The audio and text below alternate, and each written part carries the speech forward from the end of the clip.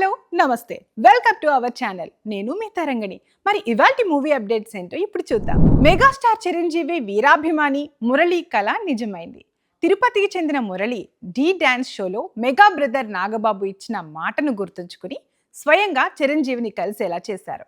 చిరంజీవి తన అభిమానిని చూసి చలించిపోయి జీవితాంతం గుర్తుండిపోయే బంపర్ ఆఫర్ ఇచ్చారు. నా సినిమాలో నా పక్కన డాన్స్ చేసే ఛాన్స్ ఇస్తా అని హామీ ఇచ్చారు. మురళి ఆనందంతో కన్నీళ్లు పెట్టుకున్నారు. మీరు లేనిదే నేను లేను సార్ అంటూ భావోద్వేగానికి లోనయ్యారు. ఈ వీడియో ఇప్పుడు సోషల్ మీడియాలో వైరల్ అవుతుంది.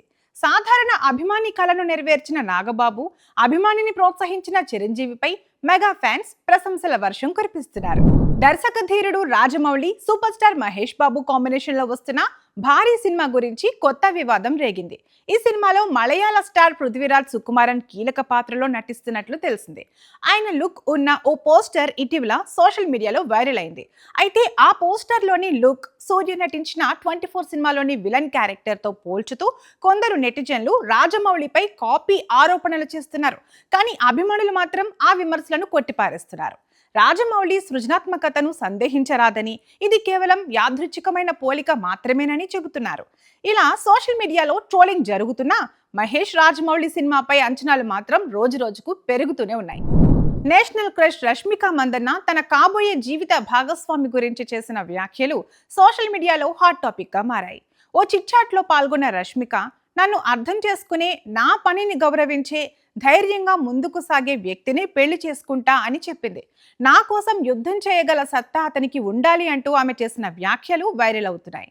నెటిజన్లు ఇవన్నీ విజయ్ దేవరకొండను ఉద్దేశించిందేనని చర్చిస్తున్నారు.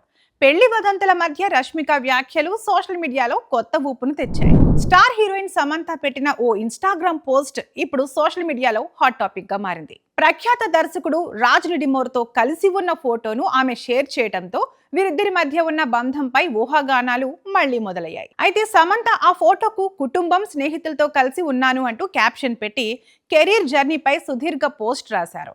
ఇది నా కెరీర్ లో కొత్త ఆరంభం అంటూ రాసిన నోట్ చర్చనీయాంశమైంది. ప్రేమ వదంతులు పక్కన పెడితే సమంత తన పోస్ట్లో వృత్తిపరమైన విజయాలనే ఫోకస్ చేసిన తీరు నెటిజన్లను ఆకట్టుకుంది. కాంతారా చాప్టర్ 1 ఫేమ్ నటి రుక్మిణి వసంత్ పేరుతో జరుగుతున్న మోసం బయటపడింది. 9445893273 అనే నెంబర్ నుంచి ఎవరో తన పేరుతో కాల్స్ చేస్తున్నారని ఆమె సోషల్ మీడియాలో వెల్లడించారు. ఆ నెంబర్తో నాకు ఎలాంటి సంబంధం లేదు, ఎవరూ స్పందించవద్దు అని రుక్మిణి హెచ్చరించారు. సైబర్ క్రైమ్ లో ఫిర్యాదు చేసినట్లు కూడా తెలిపారు. అదే సమయంలో జూనియర్ ఎన్టీఆర్, ప్రశాంత్ నీల్ సినిమాపై ఆమె చేసిన కామెంట్స్ కూడా వైరల్ అవుతున్నాయి. ఇది అందరికీ తెలిసిన రహస్యం కదా అంటూ రుక్మిణి ఇచ్చిన సమాధానం సోషల్ మీడియాలో చర్చనీయాంశమైంది. ఫేక్ కాల్ పై హెచ్చరికతో పాటు ఎన్టీఆర్ సినిమా గురించి చేసిన సూచనలతో రుక్మిణి మళ్లీ వార్తల్లోకి వచ్చారు. ఇవాల్టి మూవీ అప్డేట్స్. మరిన్ని అప్డేట్స్ తో మళ్ళీ కలుద్దాం. మీరు ఇంకా మా ఛానల్ను సబ్స్క్రైబ్ చేసుకోలేదా? అయితే వెంటనే సబ్స్క్రైబ్ చేసుకోండి. అలాగే మేము వీడియోస్ అప్లోడ్ చేసిన వెంటనే మీకు నోటిఫికేషన్ రావాలి అంటే బెల్ ఐకాన్ని క్లిక్ చేయడం మర్చిపోకండి.